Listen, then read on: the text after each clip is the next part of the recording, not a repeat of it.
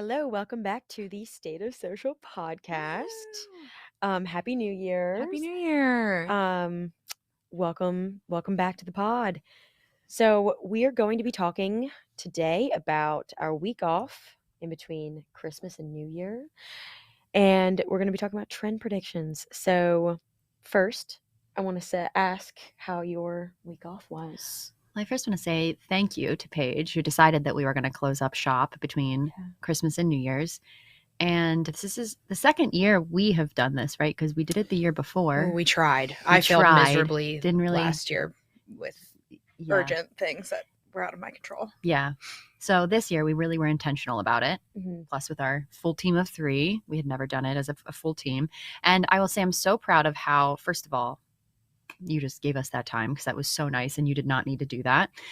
Second of all, I was proud of us how we prepped our clients for it leading up, which I feel like was like we couldn't have done that without, first of all, the support of our clients, but also to be like, because there's some that we do live like turnarounds for the week of, obviously. And we're always there for them if they need us for impromptu meetings. And we weren't for that week, which is so not normal for us.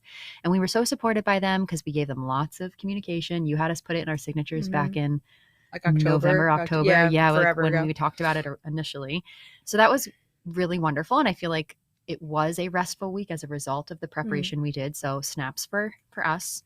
And mainly it just felt so nice to unplug. Obviously I was still thinking here and there about it and had ideas, but didn't feel obligated, didn't feel like I was pressured or to check on client stuff. I just trusted our process, trusted our scheduling platforms, and it was just great. I was proud of all of us for unplugging. Michaela, I wanted to ask you about something because before we went out on break, we were talking about as a team, how to make it actually restful.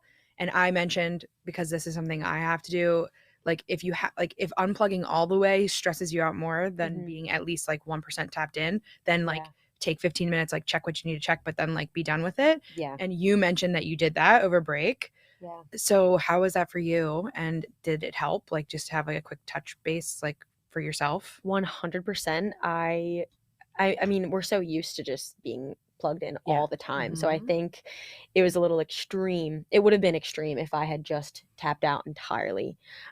So for me, checking in here and there, just a little bit, making sure that everything was going out as needed and nothing was wrong. That gave me a lot of ease and just lessened the anxiety and made the whole break a lot more enjoyable, just because I knew that I didn't need to worry about anything else. So yeah, I love that. I think that's there's something to be said for that. It doesn't have to be cold turkey. If 5 minutes a day is all you're looking, that's way better than 8 hours or more. So if that allows you to have the other time back to be mentally relaxed because you're no, I know everything's good. I double checked, it's all good.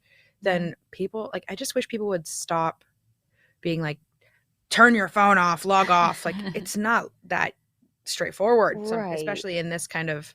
One of our clients said that to us this week. They were yeah, you guys are probably plugged in all the time, so it was probably nice. And it reminded me that we are everybody, we are constantly monitoring. So yes, respect, we do that all the time. Good to take a break. Also, a break does not have to mean cold turkey not looking at it, because that is stressful too, because then you come back to, I mean, I don't know about you guys, I was starting to get bored by the end. I was I need something to do, but bored is better than stressed. So it was so true. I also did a lot of I didn't work on client stuff, but I did a lot of admin stuff, but that was nice too, because that's stuff that I never get to do, because I'm the first person to put that off, because frankly I care way more about you guys and our clients. That's I'll always put that stuff first. But you can't not do the tax prep and stuff. So to have time where that was not being crammed in at 8 o'clock at night on a weekday when I just did a full day of work, that was really nice. And I will definitely be doing that again next year, because I actually used the calm part of my brain to tackle those tasks this year, instead of I gotta do all that. That's so smart. I love that for you. That point presence is also my idea of doing no meeting days once a week, because just the pressure of not having meetings that week allowed to free up space where the other tasks didn't feel like a lot, because like you said, we weren't doing them after a day of back-to-back meetings. Yeah. Also, my husband said I was a lot more present, which like duh, because like he wasn't working either. But I guess that makes total sense because like I am usually like brain power being spent on a million different things client wise, and like probably I recognize on my phone a lot during the week, like do it like just checking little things, and you know every notification I get I like look at. Well, we care about our clients, and your brain doesn't turn off. No. So like, even if you turn your phone off, you're going to be sitting at dinner being like, okay, but if we just strategize the series to be this way, maybe we'll get more engagement. Yeah. You can't help it. But did anyone notice that they had like more creativity or more brain blasts, like without having like the tactical stuff? Definitely. I did. I would like catch myself randomly with a good idea. Yeah. Which I feel like never happens during the work week. I totally, because of that, I created my own space in Notion. Like I made separate from what we use in our whole hub. And I just started writing down ideas that like I was having throughout the break. That. And I also, I know Rhea, you had mentioned last week that you saw some of us were in Canva. Your order is on the way. I'm like, who's making what? I just like this one day I was like, okay, I'm feeling the creative energy, but I need to channel this in like for something not work for myself. So I created a vision board for myself. Iconic. What did you guys do?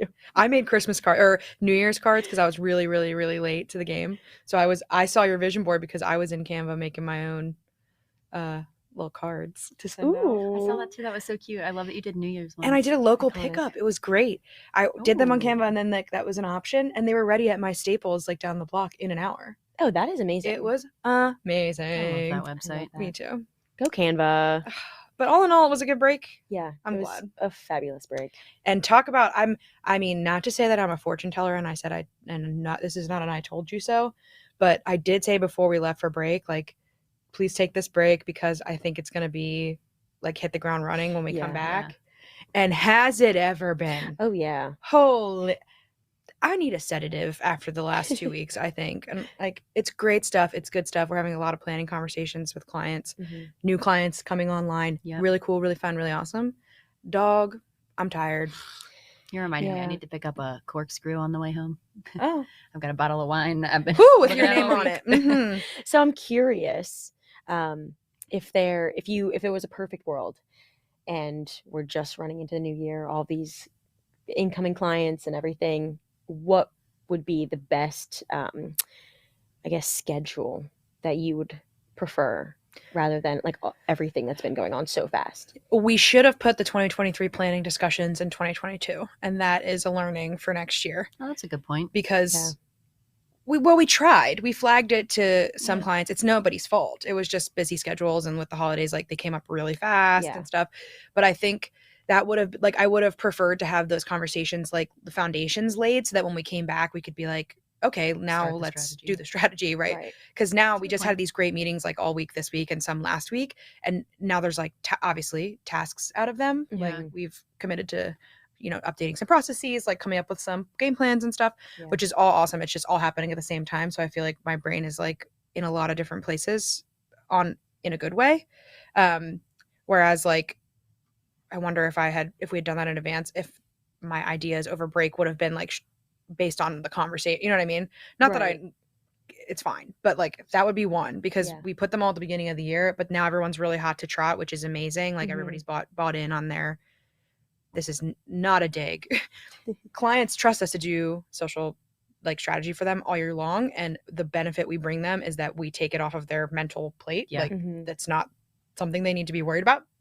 Like we're handling that, and we will bring to the table if there's like needs to update or change. But what we needed from them in these conversations, and Rhea really presents this well with them, was like, what are your business goals and how are they changing this year, so that we can modify any social approaches to like accommodate that and support those goals.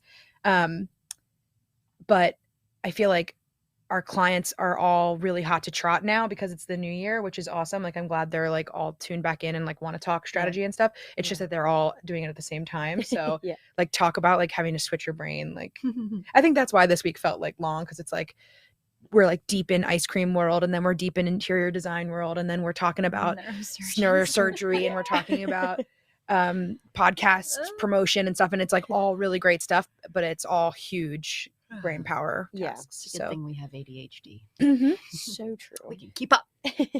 Also, no, that's really it. I think that's really it. You know what I actually think? By Monday the 2nd, January 2nd, I was ready to be back because I was like, well, we have to work the rest of the week. So like I might as well like get started. But I didn't. Right. Mostly because I was moving. But And sick.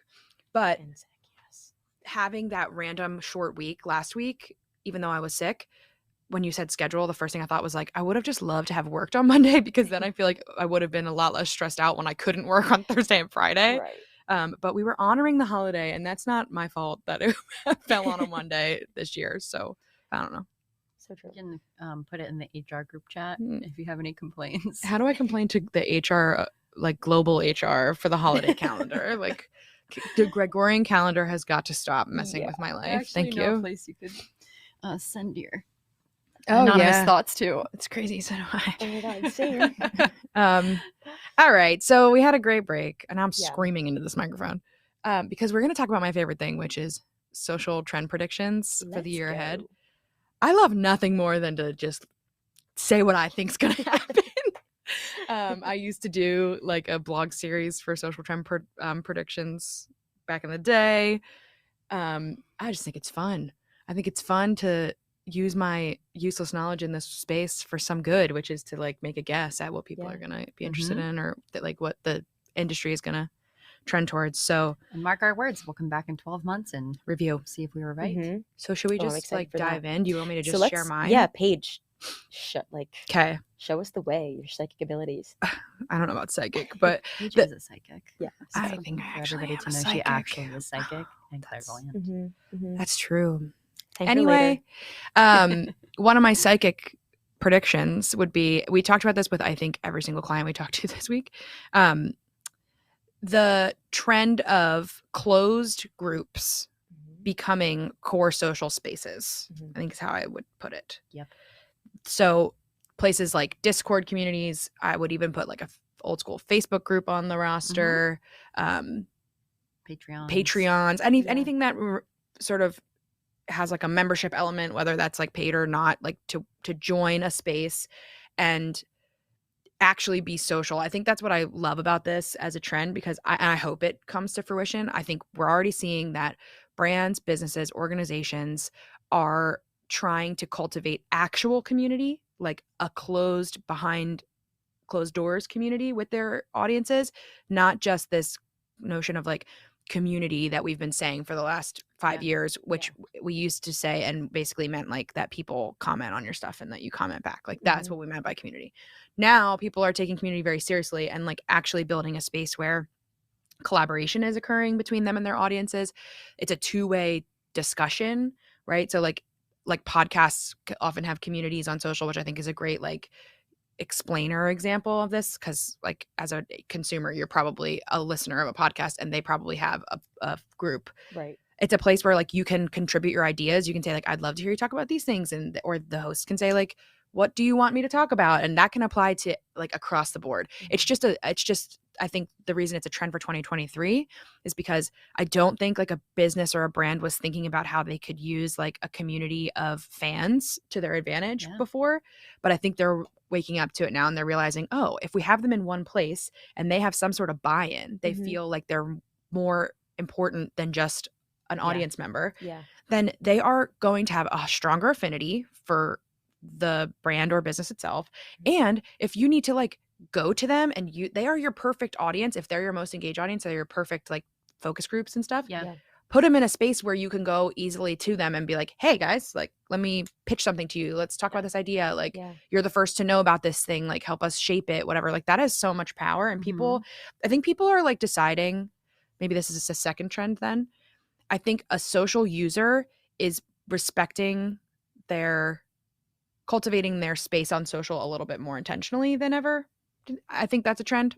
Like people are not just throwing out a follow to like every old person they come across on, like it's just, that's like a higher value conversion today than it's ever been, because you have to actually present some value for somebody to want to like stick around, because we're in a time of social where you can engage on social media without following anyone. You know what I mean? Yeah. Like especially spaces like TikTok, which are influencing other spaces, you can just open the app up and start to consume and never, ever, ever follow somebody.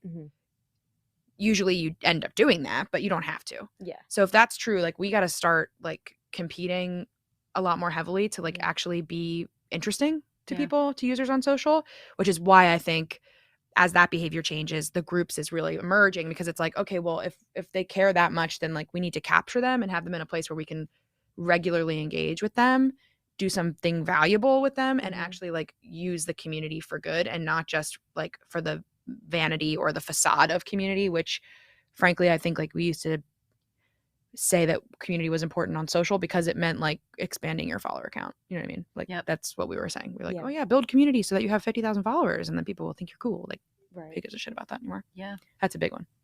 That's a great one. That is a great one. And anyway, I hope everybody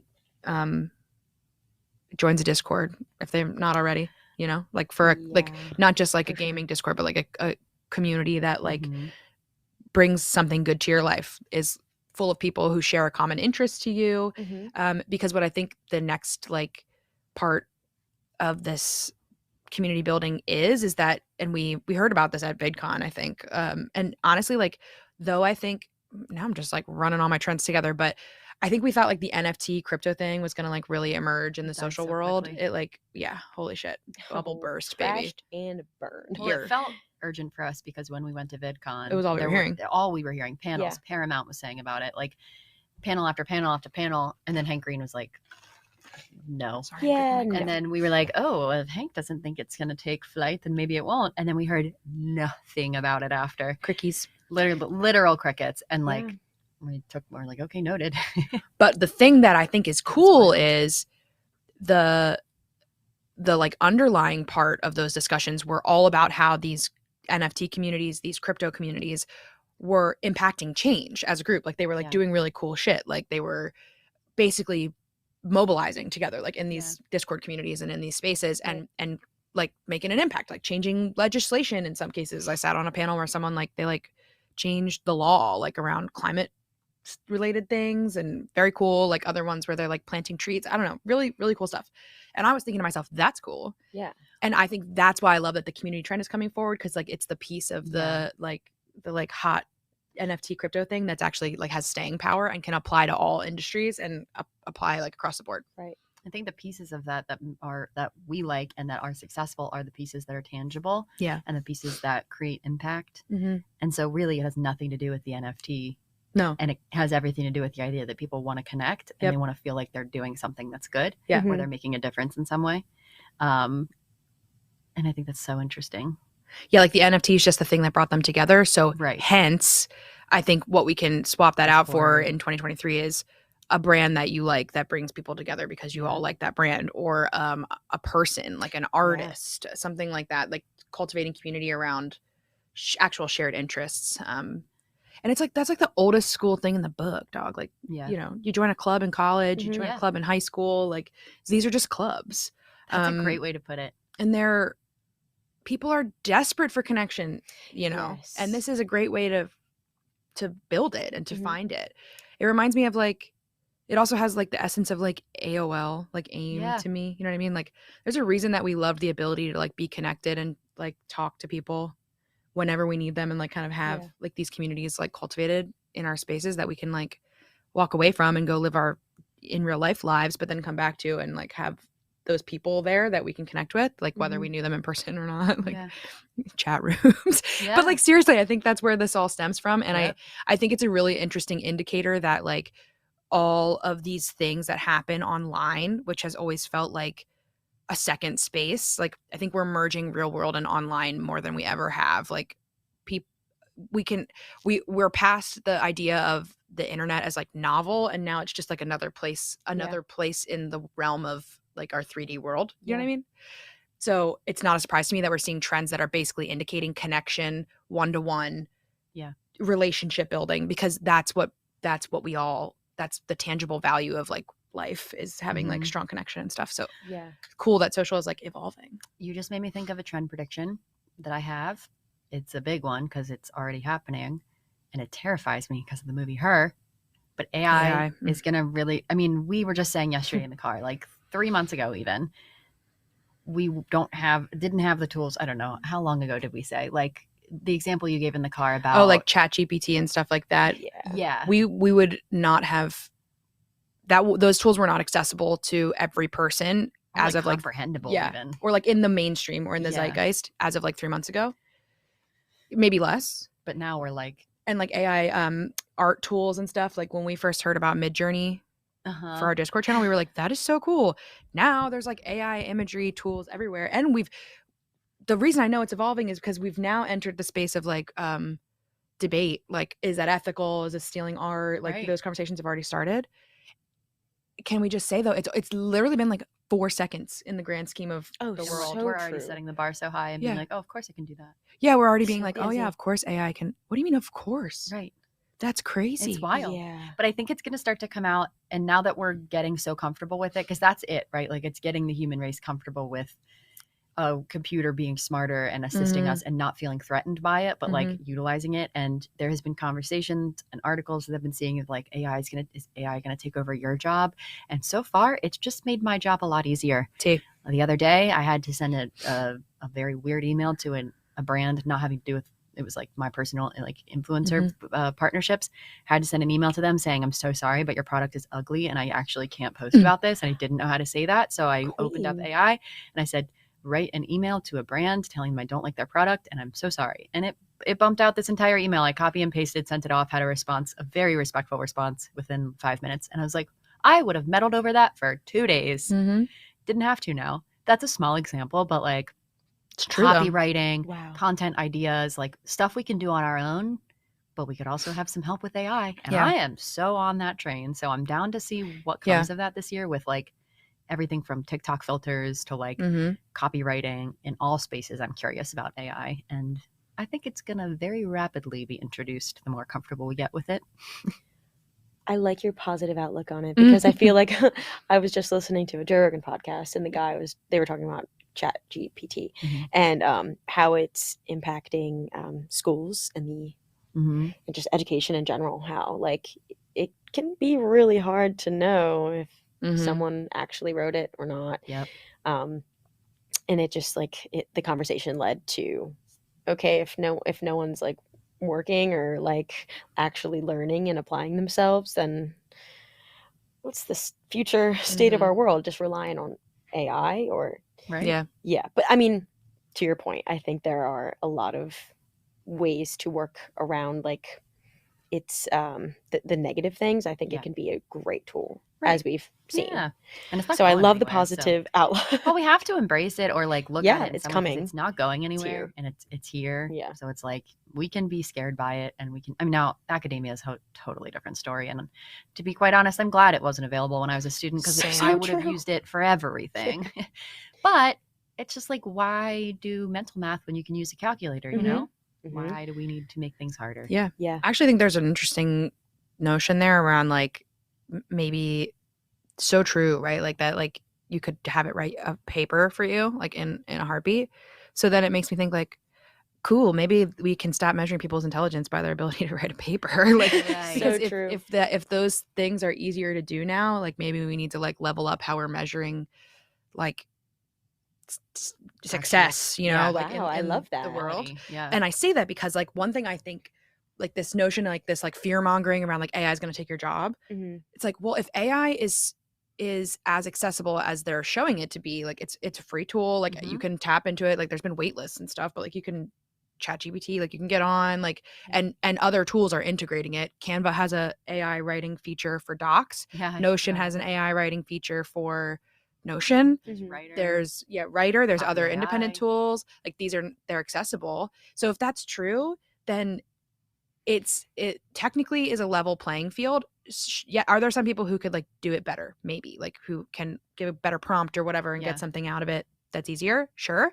But because the playing field is level, I think it just comes back to, it's kind of like how like it used to be that like it was really a unique skill if you were designing your own graphics on social and not having to use the graphics design department or whatever, like like on a team. Now everyone does their own stuff on Canva because it's accessible, but there is still a way to do it well. And there's a way, like it's like the 1% that does really great stuff and then the other 99% that are just using the tool at their disposal and not doing anything particularly remarkable. That's not a dig at like the majority of people, but it's just to say that like these tools, they just level the playing field, and they mean that like in order to be like the best or like do it well or do it impactfully, you still have to use like your human brain to like come up with the right approach and be thoughtful and intentional about why you're doing something, who you're talking to, like whatever, which I think is cool, because that's why we are successful and why people hire us. It's not because we can design on Canva. It's not because we can post on TikTok. Like it's partially that, but moreover, it's that we know how to do those things. And then we also have a strategic mindset behind it. And we like bring that to the table to say, yes, you can do all of these things, but our suggestion strategically is that you should be doing X, Y, and Z. That is the value at the end of the day. It's why we can charge people to do this work. It's surely we have to have the skills to get it done, but like, because it would be silly if we were like spouting strategy, but then couldn't turn around and like execute. Exactly. Right. I don't know. I can think all this to say, like, I think AI and trends like these things are actually like, they're not as earth shattering as I think people think they are in terms of their detriment to like our ability to succeed or perform, because at the end of the day, it's still on you. You know what I mean? Yes. Just because you have the access doesn't mean you can actually like do it. You know, like you still are needing to use your brain. Like the only way AI would take over the world is if like it didn't require human input to the beginning of it. Totally. Do you know what I mean? Like you still have to give it a command right now. And this is giving me a lot of the same vibes as like in the social media manager world. There's this like pocket. I almost think of them as like MLM type energy. I know exactly what you're going to say. It's this low level where they actually haven't tapped into any like, they've done it on their own and they've just like had this idea of what it looks like and they just have done it that way. And it's like copying 60 templates from somewhere and doing the same like graphics and like just not shaking anything loose and no strategy, just like throwing shit to the wall. And like, that is a social media manager. And I'm sure you do charge your clients $1,000 a month. And I'm sure you do make $500,000 a year, but like, to what degree is that quality, and are you actually making an impact for your clients? And what are you going to do for them when they come with, you know, I don't know. All that to say, not bashing, just like it takes a skill. It takes a creativity, and that's why we do what we do. And it's like the AI and the robot isn't going to replace us, because just like you said, at the end of the day, there are already people out there that are oversaturating something and with not goodness. No. So they're proving their point already that this is just a tool. I'm just going to stop there. But I think it's a sick tool. I think it's a sick tool. And I actually do think that AI is going to have a bigger impact on how things show up visually online. I think that's like a real something to consider. You know what I mean?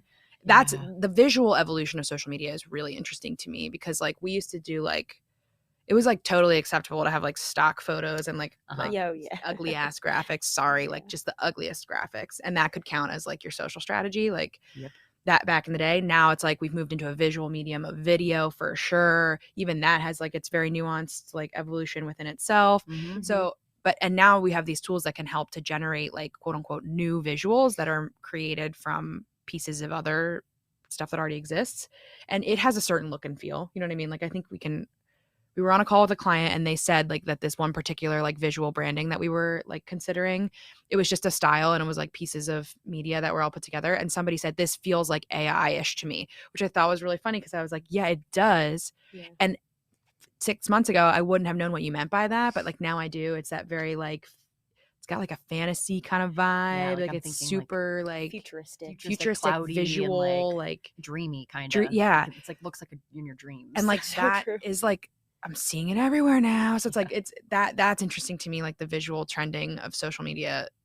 That maybe that's another prediction, that it's like really going to take a visual turn, I think, like this year and beyond, because of tools like AI, but also because like, then we're going to have people who are like trying to create the feeling of AI without using AI. You know what I mean? Like it's just going to be very interesting. You're making me think of something, and I'm going to predict something very specific. I think, and I never thought about this as a possibility, Canva's going to come out with a feature that's AI, but for graphics, where you just type in like, make me a story with this brand kit, because you can put brand kits in there, with this brand kit for ice cream day on January 12th. Mm-hmm. Wow. And then it's going to pop up Mm-hmm. like an actual put together graphic. Yep. I think that's going to be a thing because why wouldn't it? It could Yeah. not be that hard. And if we were they're already smart. starting. They have like an AI generator in Canva for imagery. And I was watching somebody on TikTok Live. I love to watch people design on Canva on TikTok Live. It's like my favorite thing. I always learn something new. She was designing and she was making like a product label for like a fake tequila brand that she wanted the vibe to be like astrological in a way. Like that was like the branding she was going for, like night stars, moon kind of vibe and whatever. So she typed into the generator agave plant under the moon because she wanted like the plant that tequila's from like under like a night starry sky. And it Really made her an cool. image. And it made her a couple, and she was like, actually this is not really what I'm looking for, so I'm gonna like cobble it together. But she was like, that's what she was using the tool to do. Oh. And I was like, oh Wow. yeah, like correct, that's exactly what's gonna happen Yeah. here. Like because Oh my God. See, that seems all the times where you search something and you're like, that's not what I need, like now Yeah. there's a tool to be like, okay, but try making me one, you know what I mean? So like Exactly. shit. yeah. That is really That seems really harder awesome. to me than the idea that I explained. So Yeah. Canva, I think that's a really good point. please do it. I know you're Help. listening to this, Come Canva on, execs, because Canva. all the cool people listen to this podcast. And if you're listening, do that. and Auto generate credit us please. templates. I think a really interesting thing to consider is that when creativity does better in boxes, usually like with boundaries, you know what I Yeah. mean? And we're reaching a sort of boundless moment where like you can really do and make anything. So that's interesting to me because I think that's going to change what we see people creating, because when there are limitations, people get really clever. But what happens when there are very little limitations? Yes. Yeah. How do we innovate if everything is possible? So that's what I'm interested in seeing in 2023, period. You worded that perfectly. The version of me that's editing this, clip that for social. That was such a good soundbite. Cheers to me for saying Cheers to something Paige. with logic behind it. This is why you're our CEO. Okay, so what can we summarize what our trend predictions were here? Yeah, okay. What was the first one? Community groups as social spaces. 2. Users curating their feeds a lot more specifically, so following and followers being like not that important of a metric. Yep. AI. There Yep. was one in between. There was one in between. I was trying to remember. Was. Okay, those are the 3 big ones. There was one in the middle, but all to say. Oh, I didn't say my other one, which I'm just not going to elaborate on. I was gonna say. I think Be Real dies. Absolutely. And every Enough said. trend report I've been seeing has the opposite prediction. They're like, Be Real is going to take. No, I think the concept of Be Real, the notion of like that type of content will find a new home and really thrive. I think Be Real, unfortunately, had the good idea, and they are the first guinea pig to like try and fail. Sorry, because the infrastructure is not there. But I really think that Be Real itself is going to be dead skis, a la how Clubhouse was like really cool with like the audio spaces, and then Clubhouse started to die. Like I still think it's dying, and now like Twitter Spaces is like it's like the standard. It's going to be one of those situations Because TikTok's already taken that on. Yeah. I'm going to add one more layer to that and say what's going to kill it is it's going to try to introduce video, and people are going to hate that. And I'm seeing that coming. Yeah. I also think like point blank brands can't get in to Be Real at the moment, and that's not going to fly. Yep. So that was my other one. My other one, which is not really a prediction because it's already happening, but I want to just call it out because I think it's really important, is that LinkedIn is really leaning into the creator conversation. Yeah. They're building they have a whole team for creator tools, which I think is fascinating. And they are rolling out creator tools, and they have recruited a first class of like creator partners to really lean in and start using LinkedIn like as a creator platform, which I love. I effing love it. I think that is going to be something that we forget was not always a thing soon enough. I think we're gonna be like, oh yeah, like creating on LinkedIn, like that's totally a thing. But like when you think of it, it really wasn't. Like LinkedIn has only just become that kind of space where you can like create and share content that matters in the last couple of years, because before that it was very much like resume situation, apply for jobs. So I love that they're doing that. I think it keeps them super relevant in the conversation. I personally love LinkedIn. Like I realized the other day, like it might be my favorite social platform at the moment. You are LinkedIn queenie. And I love say, LinkedIn. If you don't connect with her already, a page already on LinkedIn, do it, because she's very active on there. She always shares very relevant industry information. And she always reminds me that it's an important platform. Oh, thanks, man. It's the only place I ever think to create content, which I realize I need to like take the bait on. Like, like you're so good at video and reels and TikTok and like for yourself and for our clients. and I want to be you, but it doesn't come to me naturally. Whereas like I can look at LinkedIn and be like, oh, I have 9 post ideas right now. Like, and I think it's just the format, like the written thing. And like, I have really curated my feed. Like I see a lot of really interesting shit that I want to respond to all the time. So like, okay, it's not a prediction. It's a declaration. I'm a LinkedIn girly in 2023. And you're going to own that space. I'm going to be a LinkedIn creator by the end of the year. Watch. I love it. Serve, absolute serve. Okay, so those are our trends. I think we missed one. Tell us the one that we missed because LOL. But more importantly, I am curious what everyone else's trend predictions are for social in 2023, especially if you have one that like directly disagrees with ours, because I want to know. DM it to us, email it to us, join our Discord and drop it in the Discord. Absolutely. Tag us in TikTok, like literally however you want to tell us, and we will include it in our next episodes because we want to hear it. Yes. Well, thank you for joining us today. We look forward to the next pod. Let's go. Bye, guys. Bye.